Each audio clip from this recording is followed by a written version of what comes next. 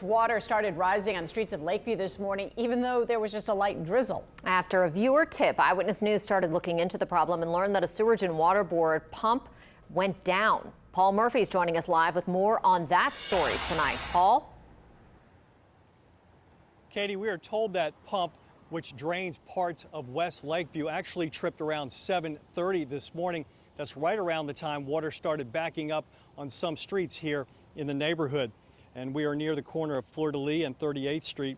It's clear now, but for much of this morning, this stretch of road was barely passable.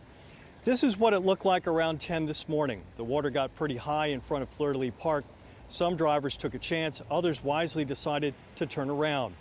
Another major problem here appeared to be clogged catch basins. Live oaks are shedding leaves which covered storm drains, causing water to flood the roadway. Employees at a business down the street came out with brooms and cleared the catch basins. The water started to drain off pretty quickly after the catch basins were cleared. So we were just, in the office working, and we noticed the street had flooded, so we came out here and tried to figure out what was going on. And it seems like the catch basins are just kind of clogged up, so we figured we'd try to just clear them up.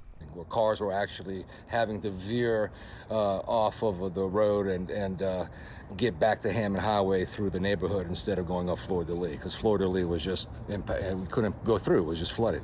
The water started going over the neutral grounds. As for the drainage pump which tripped here, Council Member Joe DeRusso, who represents Lakeview, told us the Sewage and Water Board of New Orleans needs to publicly report, no matter the length of time, if a pump or power goes offline.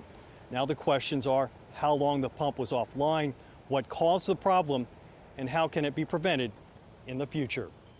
We're live in Lakeview. Paul Murphy, Eyewitness News.